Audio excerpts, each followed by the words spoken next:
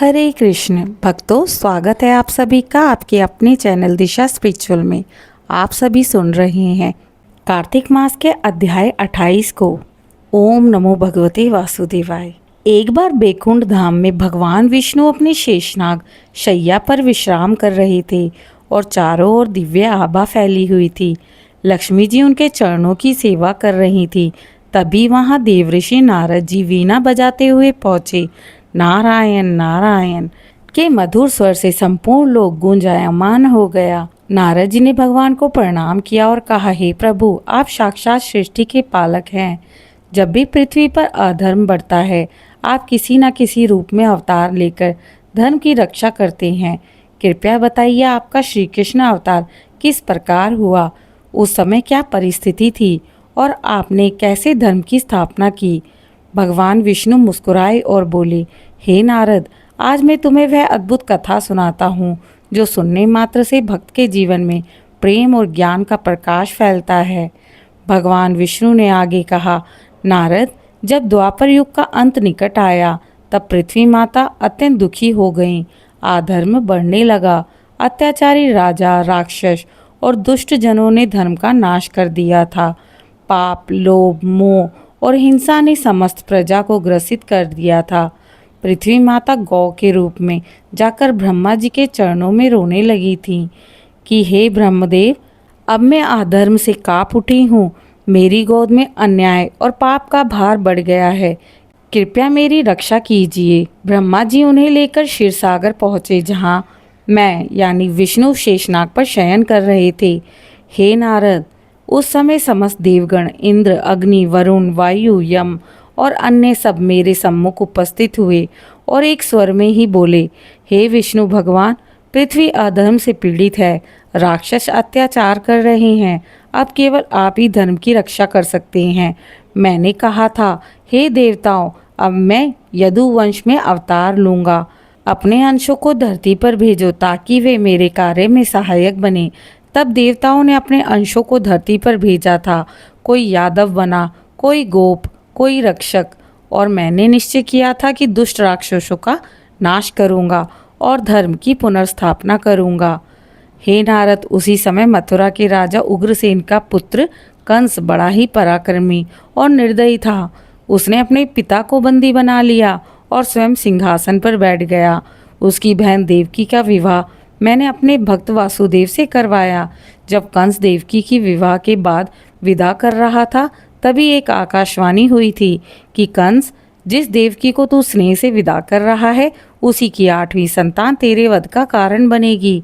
यही सुनते ही कंस भयभीत हो गया था और उसने तलवार उठाकर देवकी को मारने की कोशिश की। तभी वासुदेव ने हाथ जोड़कर कहा था कि राजन, तुम चिंता मत करो, मैं तुम्हारे भय को दूर कर दूंगा। देवकी की प्रत्येक संतान मैं तुम्हें सौंपूंगा। कंस ने यह शर्त स्वीकार कर उन्हें कारागार में बंद कर दिया। भगवान बोले, नारद, कालांतर में देवकी की 6 संतानें कंस द्वारा मारी गई थी। 7वीं संतान के रूप में मैंने शेषनाग को देवकी के गर्भ से रोहिणी के गर्भ में स्थानांतरित कर दिया, जिससे बलराम का जन्म हुआ। 8वीं संतान के रूप में मैंने स्वयं देवकी के गर्भ में प्रवेश किया। उस समय समस्त ब्रह्मांड में दिव्य प्रकाश फैला। देवकी और वासुदेव के कारागार में 4 भुजाओं वाले स्वरूप में प्रकट हुआ। शंख, चक्र, गदा और पद्म धारण किए हुए वासुदेव और देवकी ने हाथ जोड़कर कहा था, हे प्रभु, आप स्वयं नारायण हैं। हम धन्य हैं कि आपने हमारे यहाँ जन्म लिया। मैंने मुस्कुराकर कहा, हे वासुदेव, अब समय नहीं है, मुझे गोप रूप में नंदगांव पहुँचा दो। वहाँ यशोदा के गर्भ से एक कन्या ने जन्म लिया है। मुझे उसके स्थान पर रख दो और उसे ले आओ। हे नारद, उसी रात भयंकर तूफान और वर्षा हो रही थी, परंतु मेरे आदेश से यमुना जी ने मार्ग दिया और शेषनाग ने अपना फन फैलाकर वासुदेव और मुझे बचाया। वासुदेव मुझे लेकर गोकुल पहुंच गए, मुझे यशोदा के पास सुलाया और कन्या को लेकर लौट आए। जब कंस ने उसे कन्या को मारा तो वह आकाश में जाकर बोली, हे मूर्ख, तेरा वध करने वाला तो गोकुल में जन्म ले चुका है। कंस भयभीत हो उठा। हे नारद, गोकुल में मैंने नंद बाबा और यशोदा माता के घर खेल खेल में आनंद फैलाया, मक्खन चुराया, गोपियों को हंसाया और असुरों का वध किया। पूतना, शक्टासुर, तृणावर्त, इन सब दैत्यों को मैंने बाल अवस्था में ही समाप्त कर दिया। सारी ब्रजभूमि मेरे नाम से गूंज उठी। नंद के आनंद भयो, जय कन्हैया लाल की। एक बार इंद्र ने ब्रजवासियों पर प्रचंड वर्षा की थी, क्योंकि उन्होंने गोवर्धन पर्वत की पूजा की, ना कि उनकी।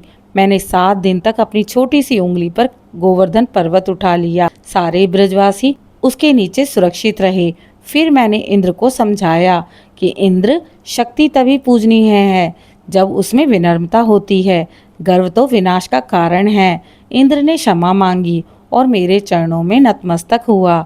हे नारद, जब समय आया तब मैंने मथुरा जाकर कंस का वध भी किया, अपने माता पिता को बंधन से मुक्त किया और धर्म की पुनः स्थापना की। कंस के अत्याचारों से जो प्रजा पीड़ित थी वह अब प्रसन्न हो उठी।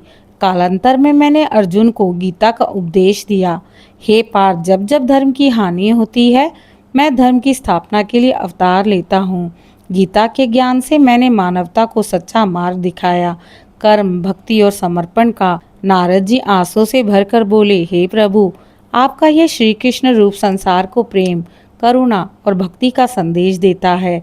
धन्य है वह पृथ्वी जहाँ आपने अवतार लिया।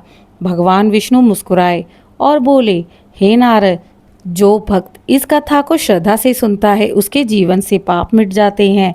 उसे भक्ति, ज्ञान और आनंद की प्राप्ति होती है। वह मेरे धाम को प्राप्त होता है।